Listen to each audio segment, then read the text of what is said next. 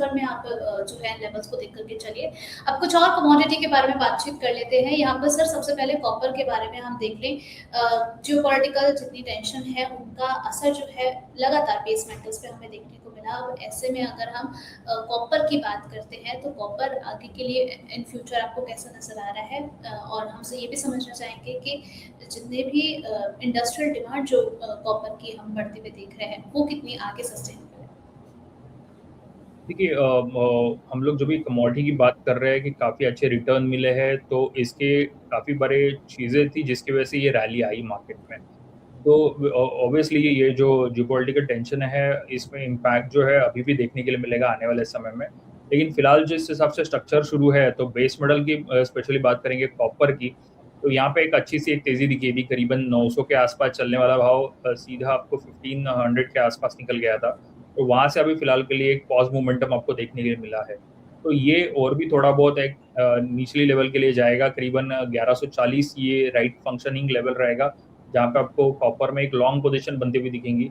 लेकिन फिलहाल ये कॉन्ट्रैक्ट अभी जो मार्च कॉन्ट्रैक्ट शुरू हुआ है, इसमें नहीं, इसके आने वाले कॉन्ट्रैक्ट में दिखेंगे। तो इंट्राडे के हिसाब से हम लोग देखेंगे तो यहाँ पे काफ़ी अच्छी अपॉर्चुनिटीज है, जहाँ पे सेल ऑन राइज वाली सिचुएशन बन के आ रही है। फिलहाल अभी जो मार्च वाला कॉन्ट्रैक्ट है 1204 के आसपास में बिकवाली की सलाह है, 1209 का यहाँ पे स्टॉप लॉस मेंटेन करना रहेगा।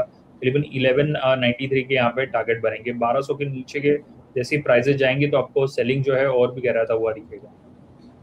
चलिए, तो यहाँ पर कॉपर में आपको सलाह दी गई है मार्च कॉन्ट्रैक्ट में जो है वो एसएल आपको सेट करके चलना है 1209 का, और टारगेट जो है वो है 1193 का। इसको आप नोट डाउन करके चल सकते हैं। सर थोड़ा सा अगर हम इसकी सप्लाई को देखते हैं, क्योंकि अगर हम माइनिंग के इश्यूज को देखते हैं, चिली में जो कुछ भी डिस्ट्रप्शन हमने देखा, क्या यहाँ से जो है प्राइसेस को एक पुश मिल सकता है और आगे?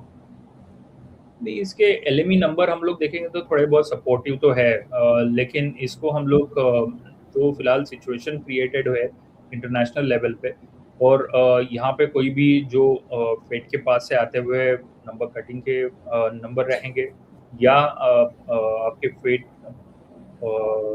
डॉलर टर्म के पास से आते हुए जो भी अदर कंट्री के ऊपर बना हुआ प्रेशर जो है वो बनता हुआ दिखेगा आपको। तो यहाँ पे सबसे पहला नंबर जो आता है, जो काफ़ी अच्छा एक प्रोडक्शन क्रिएशन के लिए जाना जाता है, विच इज़ चाइना।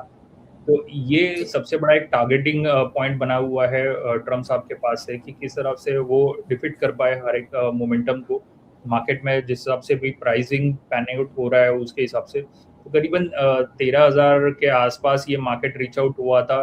अभी फिलहाल के लिए वापस वहाँ से बाउंस बैक आपको देखने के लिए मिल रहा है। एलएमई के नंबर्स की बात करूँ तो 13,000 एक टन के यहाँ से जब भी एलएमई के नंबर्स उभरते हुए दिख रहे हैं आपको, तो ऑब्वियसली यहाँ पे भी आपको उसका मोमेंटम दिखेगा। तो उसी हिसाब से अभी फिलहाल हम लोग देख रहे हैं 1200 के ऊपर मार्केट एमसीएक्स में डोमेस्टिक मार्केट रिएक्ट कर रहा है।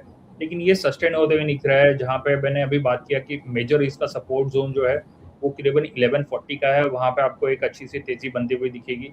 तो जहाँ पे प्राइसेज जो है वापस एक बार के लिए 1240 1270 के लिए ऊपर आएगी। तो फिलहाल एक सेल ऑन राइज की राय यहाँ पे भी रहेगी बेस मेटल्स में। चलिए ठीक है। तो यहाँ पर सर अगर हम कॉपर में अगर जो हमारे ट्रेडर्स हैं, शॉर्ट टर्म ट्रेडर्स के लिए क्या कॉपर में एक ब्रेकआउट का इंतजार करना चाहिए? फिलहाल तो यहाँ पे कोई ऐसा स्पेशली एकदम ब्रेकआउट नहीं दिख रहा है। टेक्निकल चार्ट जो है वो लोअर लो बनते हुए दिख रहे हैं। तो यहाँ पे सेलिंग की राय रहेगी, भले वो चाइना के पास से कोई भी न्यूज़ फ्लो रहेगा विच इज़ समवेयर, वो देख रहे हैं कि मार्केट जिस हिसाब से अभी फिलहाल रिएक्ट कर रहा है, तो एलएमई नंबर जो रिएक्ट कर रहा है, तो वहाँ पे भी थोड़ा बहुत स्लो डाउन है हर एक स्पेशस मेटल के अंदर, जिसका इम्पैक्ट जो हम लोग सिल्वर के ऊपर भी देखने के लिए फिलहाल के लिए मिल रहा है।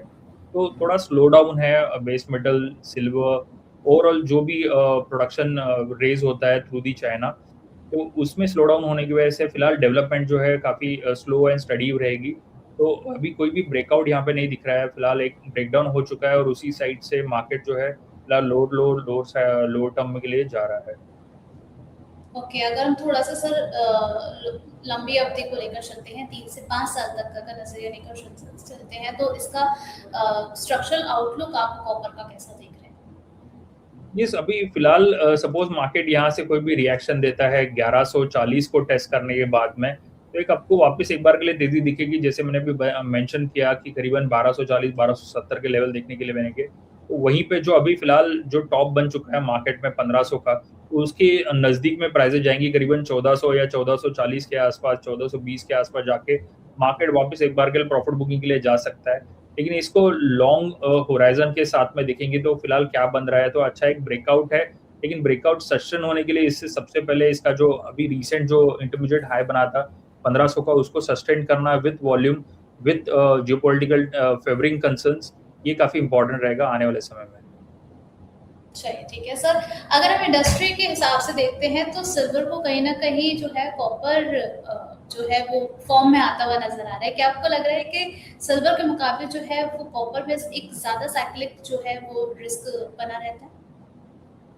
नहीं, उर्वशी जी देखेंगे तो कोई भी इस तरह से मार्केट को देखेगा कि कौन प्रेशियस मेटल का अपना एक ज़ोन आउट है, जहाँ पे इसका यूटिलाइज़ेशन अलग-अलग चीज़ों में होता है।